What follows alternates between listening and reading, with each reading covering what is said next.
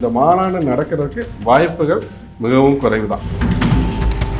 அரசாங்கம் இதை செஞ்சதா இல்லையாங்கிறது அது அரசாங்கத்துக்கும் விஜய்க்கும் உண்டான நம்ம விஷயம். 2026 ஒரு சிஎம் நாற்காலியில் உட்காருவான்னா அதுக்கான வாய்ப்பு குறைவு தான். டிஎம்கேயும் ஏடிஎம்கேயும் தான் மாற்றி மாற்றி வருது அப்படின்னா அதுக்கு ஒரு மாற்று வரணும் அப்படின்னாக்கா செந்தமிழ் சீமானும் விஜய் அவர்களும் சேர்ந்து பயணிச்சா அவங்களோட அரசியல் பயணங்கிறது ஒரு நல்ல மைல்கல்லை எட்டும். 1960 80 பிறந்தவங்களோட மனநிலை இந்த மனநிலையில தான் இருக்கு. உங்க தந்தையாரோட சொல் பேச்சு கேட்டு நடங்க. உங்களோட அரசியல் எதிர்காலங்கிறது சிறப்பாக இருக்கும். விஜய் கடந்த பிப்ரவரி மாசம் கட்சி தொடங்குறதா ஆரம்பிச்சு இப்ப மாநாடு நடத்துற நிலைமைக்கு வந்திருக்கு. இந்த மாநாடு நடக்குமா நடக்காதா? நடிகர் விஜயை பொறுத்த வரைக்கும் அரசியல் அந்த பயணத்துல இறங்குவாரா இல்லை ரஜினி மாதிரி கட்சி ஆரம்பிக்கிறேன்னு சொல்லிட்டு ஆரம்பிக்காம போயிடுவாராங்கிறது ஒரு வாதம் ஆரம்பத்திலே இருந்தது.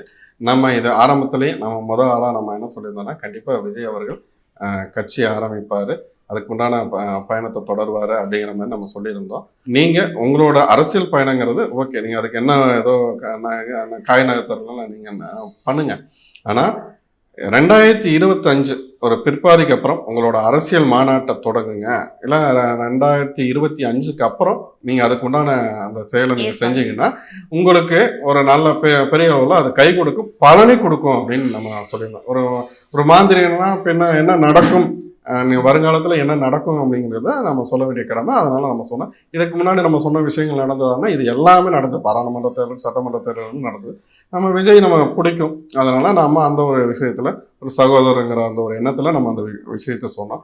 இப்போ இந்த மாநாடு நடக்குமா அப்படின்னு கேட்டாக்க மற்ற விஷயங்கள் சொன்னீங்க, சரி அது போல நடந்திருக்கு. இந்த மாநாடு நடக்குமான்னு கேட்டாக்க இப்போ நான் சொல்லும் கருத்து என்னன்னாக்கா இந்த மாநாடு நடக்கிறதுக்கு வாய்ப்புகள் மிகவும் குறைவு தான். ஏன்னா அதுக்கு ஏதாவது இடைஞ்சல்கள் இருக்கும், இல்லைன்னா இவர்களே வெறுத்து போய் ஆளும் கட்சி இடையூறு கொடுத்துக்கிட்டு இருக்கிறதா இல்ல. ஆளுங்கட்சி எதிர்கட்சி நான் அந்த சாப்டர்ல போல. இந்த மாநாடு சம்பந்தமா இப்போ இன்னொன்னு என்னன்னா ஆளுங்கட்சி செஞ்சதா இல்லையா அப்படிங்கறத நம்ம உள்நோக்கி பார்த்தா தான் நமக்கு தெரியும். எந்த ஒரு விஷயத்தையுமே நம்ம ஒரு பேசும் பொருளாக்குறது. இப்போ நீங்க மீடியால என்ன ஆகுதுன்னா இப்போ ஒருத்தரை பத்தி நம்ம பேசிட்டே இருந்தாக்கா மக்கள்கிட்ட அந்த பிம்பம் இருந்துகிட்டே இருக்கும். இதை ஒரு ஸ்ட்ராட்டஜியாவே பலர் பண்றாங்க. நான் அதுக்கு என்ன விஜய் நான் அந்த விஷயத்துல நான் சொல்லவில்லை. என்னன்னா இது நம்மளை பத்தி பேசிக்கிட்டே இருக்கணும்னு சொல்லி ஒரு திட்டமிட்டு ஒரு சிலர் செய்யறாங்க. இப்போ அந்த வகையில் நம்ம அரசாங்கம் இதை செஞ்சதா இல்லையாங்கிறது அது அரசாங்கத்துக்கும் விஜய்க்கும் உண்டான நம்ம விஷயம். யாராக இருந்தாலும் நம்ம அரசை மீறி நம்ம எந்த ஒரு காரியமும் செய்ய முடியாது. அரசை சார்ந்து தான் நடக்கிற மாதிரி இருக்கும். இது சாமானியர்கள் யாராக இருந்தாலும் அதுதான் பொருந்தும். இப்போ விஜயோட மாநாடுங்கிறது நடக்கிறதுக்கு வாய்ப்பு இருக்கா இல்லையானா வாய்ப்புகள் மிகவும் குறைவுன்னு தான் நான் சொல்லுவேன். அவங்க மெனக்கெட்டு செஞ்சால் அது நடக்கலாம். நான் அதெல்லாம் ஏற்கனவே விஜயோட அரசியல் பயணம் வெற்றி பெறணும்னா அதுக்கு என்ன ஒரு வழிமுறை செஞ்சால் பலன் கொடுக்கும், இதை செஞ்சால் உங்களோட அரசியல் வாழ்க்கையில் தடை இல்லாமல் போகும்னு சொல்லியிருந்தேன். அந்த விஷயத்தை செய்யுங்க. நீங்கள் நினச்ச மாதிரி அந்த உங்களோட அரசியல் பயணங்கிறது இந்த மாநாடுங்கிறது தொய்வு இல்லாமல் நடக்கும். ஒரு சிலரோட கட்டுப்பாட்டில் இருக்கீங்கன்னு நான் பலமுறை நான் சொல்லியிருக்கேன். நடிகர் விஜயை பொறுத்த வரைக்கும் அந்த கட்டுப்பாட்டை உடைங்க. உங்களை சுற்றி இருக்கிற அந்த வட்டத்தை உடைச்சினாவே அடுத்த கட்டத்துக்கு நகர்றதுக்கு வாய்ப்பு அதிகம். அதுபோல் உங்கள் தந்தையாரோட சொல் பேச்சு கேட்டு நடங்க. அவர்கிட்ட ஆலோசனை செய்யுங்க. இது செஞ்சீங்கன்னாவே உங்களோட அரசியல் எதிர்காலங்கிறது சிறப்பாக இருக்கும். நீங்க சொன்ன மாதிரி 2025க்கு மேல மாநாடு நடத்தினா நல்லபடியா நடக்கும் அப்படின்னு நீங்க சொல்லியிருக்கீங்க. ஏன்னா 2026 எலெக்ஷனை முன்வைத்து தான் அவர் இப்பவே கட்சி தொடங்கி இப்பவே மாநாடு நடத்தணும் அப்படின்ற ஒரு கோரிக்கைக்கு அவர் உள்ள இருக்காரு. இப்ப இருந்து நடத்தினாதானே மக்கள் கிட்ட அவரோட கருத்துக்கள் போய் சேரும். அவரை மாநாடு நடத்த வேண்டாம்னு நான் சொல்ல, அவரோட கருத்துக்களை நீங்க சொல்லுங்க. ஒரு சில விஷயத்துல இறங்கி கலங்கானுங்க. இப்போ நம்ம என்ன சொல்லுவோம்னா செந்தமிழ் சீமானை எடுத்துக்கலாம். இவர் இத்தனை வருஷமா போராடுறாரு, இத்தனை இது பண்ணியும் இன்னைக்கு ஒரு பெரிய லெவலில் ஒரு அங்கீகாரம். இப்போதான் நம்ம ஏற்கனவே நம்ம குறிப்பிட்டிருந்தோம் இந்த தேர்தலுங்கிறது அவருக்கு பாராளுமன்ற தேர்தலுங்கிறது அங்கீகாரம் கிடைக்கணும். அது போல அங்கீகாரம் அவருக்கு எம்பி சீட்டு கிடைச்சதோ இல்லையோ அவருக்கு ஒரு தமிழ்நாட்டில் ஒரு அங்கீகரிக்கப்பட்ட கட்சிங்கிறது அங்கீகாரம் கிடைச்சது. இப்போ அது போல நம்ம நடிகர் விஜய் அவர்களுக்கு நம்ம என்ன சொல்றோம் அப்படின்னாக்கா நீங்க எந்த நேரத்துல எந்த விஷயத்த செஞ்சாக்கா உங்களுக்கு அது சிறப்பான பலனை கொடுக்குங்கிறத நம்ம நீங்க போற பாதையில என்ன இருக்கு, கல் இருக்கா, மண் இருக்கா, பள்ளம் இருக்கா, மேடு இருக்காங்கிறத சொல்ல வேண்டியது என்ன ஒரு வராகோட உபாசகனா நான் ஒரு ஆன்மீகத்தை சார்ந்தவனா சொல்ல வேண்டியது என்னோட கடமை. உங்க அப்பாவும் சரி அம்மாவும் சரி ஆன்மீகத்துல அவங்க திளைத்தவர்கள் தான். அதுக்காக அந்த ஒரு இதெல்லாம் நான் சொல்கிறேன். நீங்கள் உங்களோட பாதையில் எங்கே என்ன இருக்குங்கிறத நான் சொல்கிறேன். அதற்கு தகுந்த மாதிரி உங்களோட அரசியல் சாணக்கியத்தனத்தையும் சாதுரியங்களையும் கையாண்டிங்கன்னா நீங்கள் ஜெயிக்கலாம். இப்போ இவ்வளோ அரசு தான் எதுக்கு தொந்தரவு கொடுக்குது, அது கொடுக்குது, அதெல்லாம் விட்டுருங்க. நீங்கள் நம்ம ஒரு விஷயத்தை நம்ம செய்யணும்னு இறங்கிட்டாக்க கண்டிப்பாக நம்ம கடவுள் நம்ம முடிவு பண்ணிட்டோம்னா இங்கே யாராலையும் தடுக்க முடியாது. நான் எதுக்கு சொல்கிறேன் அப்படின்னாக்கா 2025 பிற்பாதிக்கு அப்புறம் உங்களுக்கான நேரங்காலங்களும் சூழ்நிலையிலும் எல்லாமே மாறும். அது வரைக்கும் உங்களோட அந்த அரசியல் கட்சிக்கு தேவையான அனைத்து காய்நகர்த்தர்களையும், அதாவது நீங்கள் அந்த அடிமட்ட தொண்டன் வரைக்கும், நீங்கள் அந்த பூத் கமிட்டியில் ஆள் போடுற வரைக்கும், உங்களோட கட்சி சார்ந்து அந்த கட்சிக்கு உண்டான நாட்களை நீங்கள் போடுற வரைக்கும் மற்ற கட்சி சார்ந்த அனைத்து பணிகளும் நீங்கள் செய்யுங்க. 2025 பிற்பாதிக்கு அப்புறம் நீங்கள் மாநாடை நீங்கள் துவங்குனீங்கன்னா என்ன ஆகுன்னா மக்கள் மனதில் ஒரு தாக்கத்தை உண்டு பண்ணும். விஜயோட அரசியல் பயணம், அரசியல் வாழ்க்கை எப்படி இருக்கும்னு நினைக்கிறேன்? நடிகர் விஜயை பொறுத்த வரைக்கும் இந்த அரசியல் பயணங்கிறது அவரை எதிர்பார்த்து வர அளவுக்கு இருக்குமான்னா இருக்காது. அதுக்கு ஒரு சில விஷயங்கள் அதை நான் ஏற்கனவே குறிப்பிட்ட மாதிரி அதுக்குண்டான சாணிக்கத்தனமும் அதுக்குண்டான சதுரங்கமும் அவர் செய்ய வேண்டியது இருக்கும். இவரோட அரசியல் வாழ்க்கை இப்போ வந்தோடனே 2026 அவர் சிஎம் நாற்காலியில் உட்காருவான்னா அதுக்கான வாய்ப்பு குறைவு தான். இப்போ எதுக்காக நான் சொல்கிறதுனால விஜய்க்கு எதிரானவன்லாம் கிடையாது. 2026 சிஎம் நாற்காலி அவரை தனித்து நின்றால் கிடைக்காது. அதாவது கூட்டணி அமைச்சு அதுக்குண்டான வியூங்களை செஞ்சாருன்னா கண்டிப்பாக அரசியல் நாற்காலியை அந்த முதல்வர் நாற்காலிங்கிறத அவருக்கு இன்னுமே வசீகர பேச்சாற்றல் இல்லை. ஏன்னா சொல்லி கொடுத்து பார்த்து தான் அவர் ஒரு அந்த கொடி வெளியீட்டு விழாவிலேயே பேசியிருக்காரு. வசீகர பேச்சாற்றல் அது ஒரு தவறான கருத்து.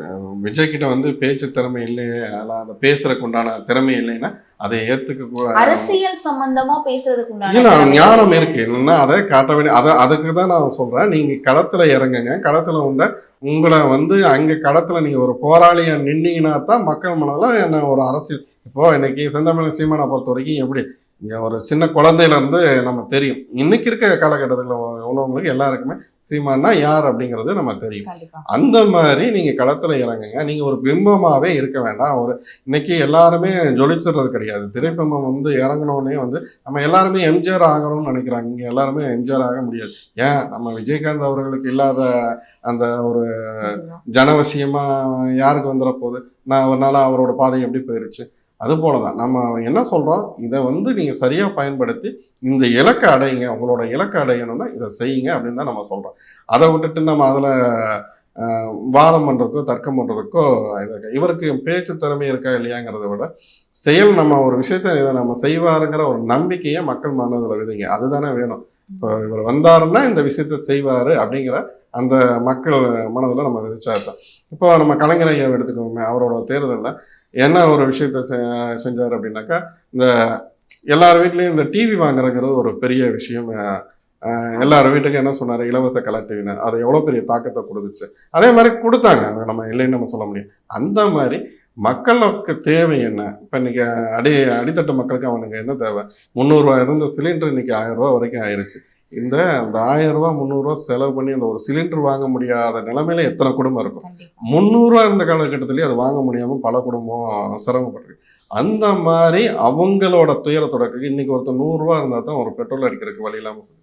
அப்போ இவங்களோட இதுதான் இந்த பேசிக். இதை அந்த அடிமட்டத்தோட அவன் அந்த சக மனிதனோட துயரத்துடைக்கிறதுக்கு அவனோட கையை பிடிச்சி தூக்கி விடுறதுக்கு தான் இங்கே ஒரு ஆள் தேவை. நம்ம ஆரம்பத்தில் எந்த கட்சியாக இருந்தாலும் சரி, இந்த அடிமட்டத்தில் இருக்கவனோட வாழ்க்கையை நீங்கள் தூக்கி விடுங்க.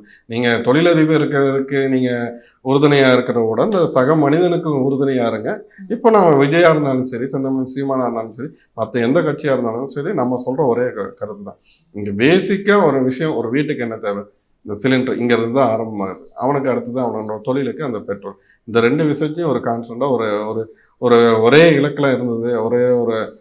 அவனால் அதை ஈஸியாக நமக்கு கிடைக்குங்கிற ஒரு மனநிலை இருந்ததுன்னா ஈஸியாக இருக்கும். இப்போ ஒரு நேரத்தில் சிலிண்டர் கிடைக்காதுங்கிற அதுக்கெல்லாம் எம்பி கையெழுத்து போடணும், அதை போடணும். இன்னைக்கு எல்லாத்துக்கும் கிடைக்கிற நிலைமை இருந்தால் ஆனால் அதை வாங்க முடியாத ஒரு நிலைமை வந்துருச்சு. ஆனால் அந்த நிலைமையை மாற்றுங்க. அதை உடைக்கிறதுக்கு என்ன வழியோ அதை பாருங்கள். நம்ம அந்த சென்ட்ரல் கவர்மெண்ட் பண்ணணும், ஸ்டேட் கவர்மெண்ட் அந்த விஷயம்லாம் வேண்டாம். நம்மளால் என்ன பண்ண முடியும்? இந்த சக மனிதனோட வாழ்க்கையை எப்படி நான் தான் சொன்னேன், ஒரு கலைஞர் ஐயாவோட அந்த கலைஞர் டிவி எப்படி ஒரு தாக்கத்தை கொடுத்துச்சோ இந்த மாதிரியான ஒரு திட்டத்துக்குள்ளே என்ட்ராகி நீங்கள் உள்ளே வாங்க. இது மட்டும் பத்தாது, கூட்டணிங்கிறது முக்கியம். இதை நீங்க செய்யுங்க. விஜய் அவர்கள் 2026 சட்டமன்ற தேர்தலில் யாரோடு கூட்டணி அமைத்தால் வெற்றி பெறுவார்? இவரை பொறுத்த வரைக்கும் யாரோட கூட்டணி அமைச்சா வெற்றி பெறுவார் அப்படின்னாக்கா, செந்தமிழன் சீமானும் நடிகர் விஜய் அவர்களும் 2 பேரும் சேர்ந்து பயணிச்சா, ஏன்னா இவங்களோட கருத்து வந்து ஒத்து போகும். இவங்க 2 பேரும் சேர்ந்து பயணிச்சாங்கன்னா ஒரு பெரிய லெவல்ல இங்க தாக்கத்தை உண்டு பண்ணலாம். இப்போ இங்க டிஎம்கேங்கிறது ஒரு பெரிய ஆலமரம். அந்த ஆலமரத்தை இந்த யானையால சாய்ச்சிட முடியாது அவ்வளவு சீக்கிரத்தை. அதுக்கு மதம் கொண்டு நம்ம முட்டி சாய்க்கிற மாதிரி இருக்கும். அப்போ அதுக்கு என்ன பண்ணும், நீங்க ஒரு பயணிக்கிற ஒருத்தர், இப்போ செந்தமிழ் சீமான் கூட நீங்க பயணிக்கலாம். 2 பேரும் சேர்ந்து இணைஞ்சு பயணிச்சா இதுக்கான வாய்ப்பு நிறையவே இருக்கு.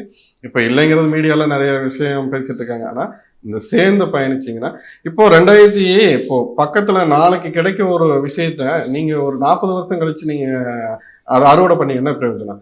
அதனால இல்லை நான் தனித்து தான் இப்போ எனக்கு ஒரு பிம்பம் வேணும்னா, நாட்டு மக்களுக்கு நல்லது பண்ணணும் தான் நீங்க உள்ள வர்றீங்க. அந்த நலனை நீங்க யாரு கூட சேர்ந்து பயணிச்சா என்ன, அவங்களுக்கு நல்லது கிடைக்கிறதுக்கு நீங்க ஒரு வழிவகை செஞ்சா போதும். இப்போ இவர் கூட சேர்ந்து பயணிக்கலாம். ஆனா இப்போ இன்னொரு நான் வராகி உபாசனா எதிர்காலத்தை நான் சொல்லக்கூடியதா என்னோட வாக்குல வந்து அவர் சொல்றது என்னன்னா, அதிமுகவுக்கு ஒரு பெரிய எதிர்காலம் இல்லாம இருக்கு. அதிமுகவும் செந்தமிழ் சீமானும் விஜயும் இந்த 3 பேரும் சேர்ந்து பயணிச்சாங்கன்னா இது பயணிக்கிறதுக்கு ஓரளவுக்கு அதுக்கான சாத்தியக்கூறும் இருக்கு. சீமான் அவர்கள் திராவிட கட்சியோட இணைய மாட்டோம் அப்படின்னு ஆணித்தரமா முன்னாடியே சொல்லிட்டாங்க. அதுவும் இல்லாம இப்போ விஜய் அவர்களுடைய கொடி அறிவித்ததுக்கு பின்னால் வந்து சீமான் அவர்களும் விஜய் அவர்களும் கூட்டணி சேர முடியாது அப்படின்னு வந்து சொல்லப்படுது. அரசியல் விமர்சகர்கள் மத்தியில வந்து அந்த மாதிரியான கருத்தை வந்து இப்போ முன்வைக்காங்க. இதற்கு முன்னாடி கூட சீமான் அவர்களும் விஜய் அவர்களும் கூட்டணியில இருக்கிறதுக்கான வாய்ப்பு இருக்குது. இப்ப கொடி அறிவித்ததுக்கு பின்பு இந்த மாதிரியான வாய்ப்பு இல்லை அப்படின்னு சொல்றாங்க. அதை எப்படி பாக்குறீங்க? டிஎம்கேயும் ஏடிஎம்கேயும் தான் மாத்தி மாத்தி வருது அப்படின்னா அதுக்கு ஒரு மாற்று வரணும். அப்படின்னாக்கா நீங்க தலைகளை நின்னாலும் இப்போதைக்கு அந்த மாற்றுக்கான சக்தி கிடையாது. என்ன ஒரு விஷயம் அப்படின்னு பார்த்தாக்கா 1960 இருந்து 1980 வரைக்கும் இந்த பிறந்த காலகட்டத்தில் இருந்த உள்ளவங்க இவங்களோட காலகட்டத்துக்கு அப்புறம் தான் ஒரு மாற்றத்தை நீங்கள் அறுவடை பண்ண முடியும். ஏன்னா அப்பையிலேருந்து அவங்க மனதில் நீங்கள் என்னதான் நீங்கள் போய் அங்கே நீங்கள் அவங்க மனசில் 1000 விஷயத்தை நீங்கள் பதிய வச்சாலும் விதைச்சாலும் இவங்க நேராக போய் எங்கள் பூத்துக்கு போனோன்னா அவங்களோட மனநிலை என்ன ஆகும், அந்த மிஷனை பார்த்தோன்னா ஒன்று டிஎம்கேக்கு பாட்டனை அமுத்துவாங்க, இல்லைன்னா ஏடிஎம்கே. இதை தவிர்த்து அவங்க வேற எந்த ஒரு மனநிலைக்கு என்னதான் சீமான் தங்கமாக பேசினாலும் சரி, விஜய் அவர்கள் தங்கமாக பேசினாலும் சரி, அவங்க மண்டையிலே இருக்கிறார். அண்ணாமலை ஒரு சைடு அவர் கத்திட்டு இருக்காரு, அவர் தங்கமாக பேசினாலும் சரி, அவரும் யார் பேசினாலும் அவங்களுக்கு அந்த மனநிலை வராது. இதை வந்து நீங்கள் அறுவடை பண்ணணும்னா அப்போ அதுக்கு தகுந்த மாதிரி உங்களோட கூட்டணி வியூகம் இருந்தால் நல்லா இருக்கும் அப்படின்னு. இப்போது ஏடிஎம்கே பொறுத்த வரைக்கும் அவங்களுக்கு ஒரு பெரிய அந்த ஓட் பேங்க் இருக்குது. இப்போது சீமானு இவங்களுக்கெல்லாம் எல்லாருமே நீங்கள் எல்லாருமே முரண்பட்டவர்கள். அந்த யார் இதில் பெரிய பிம்பங்கிறது இப்போது ஏடிஎம்கே பொறுத்த வரைக்கும் அவங்களுக்கு ஒரு டூல் தேவை.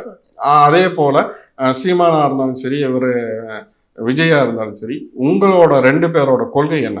நீங்கள் லஞ்ச லாவணியத்திலையோ நீங்கள் எல்லாமே அதுக்கு எதிராக தான் பேசுகிறீங்க. மற்றபடி கொள்ளையடிக்கணுமோ மற்ற விஷயங்கள் செய்யணுமோ ஊழல் செய்யணுமோ நீங்கள் வரப்போகிறது கிடையாது. நீங்கள் தமிழ் தேசியம் தமிழ் மக்களுக்காக தான் வரீங்க. இந்த தமிழ் மக்களுக்காக ஒரு சில விஷயத்தை விட்டு கொடுத்து போகிறதுனாலையோ தாழ்ந்து போகிறதுனால ஒன்றும் கிடையாது. நம்ம அப்போது அவங்க மக்கள் மனதிலே பதியும் இல்லையா? நீங்கள் செந்தமிழ் சீமானும் விஜய் அவர்களும் சேர்ந்து பயணிச்சா அவங்களோட அரசியல் பயணங்கிறது ஒரு நல்ல மைல்கல்லை எட்டும். இதில் எந்த மாற்று கருத்தும் கிடையாது. இது போக இன்னும் ஒரு பலமான ஒரு விஷயம் வேணும்னா ஏடிஎம்கே கூட இவங்க அதுக்கான வாய்ப்பு சாத்தியக்கூறுகள் நிறையவே இருக்குது. ஏடிஎம்கே கூட சேர்ந்து இவங்க 3 பேரும் சேர்ந்தாங்கன்னா கண்டிப்பாக அரசியல் மாற்றத்தில் ஒரு பெரிய அளவில் தாக்கத்தை கொடுப்பாங்க. இப்போ விஜய் கட்சி ஆரம்பிச்சோன்னா இப்போ விஜயோட கூட்டணி சேர்றது கண்டிப்பாக ஒரு சில கட்சிகள் முன் வருவாங்க. அதில் பார்த்தீங்கன்னாக்கா நம்ம ஏற்கனவே குறிப்பிட்டிருந்தோம். இது திமுகவை பொறுத்த வரைக்கும் அவங்களோட கூட்டணியை பொறுத்த வரைக்கும் 2 கட்சிகள் வந்து அதில் வந்து வெளியே வரும் அப்படிங்கிறது நம்ம ஏற்கனவே ஒரு 3 மாதத்துக்கு முன்னாடி நம்ம சொல்லியிருந்தோம். அது கண்டிப்பாக நடக்கும். இப்போ இதெல்லாம் இவங்க சரியாக தன்னகத்தை கொண்டாங்க அப்படின்னாக்கா அரசியலில் ஒரு மாற்றத்தையும் தாக்கத்தையும் 2026 கொண்டு வரலாம். இல்லைன்னா 2026 பொறுத்த வரைக்கும் மறுபடியும் திமுக தான் அரியணையில் அமர்றதுக்கு நிறைய வாய்ப்புகள் இருக்கு. விஜயோட அரசியல் வருகை குறித்து பல விஷயங்களை வந்து பகிர்ந்தமைக்கு நன்றி. நன்றி.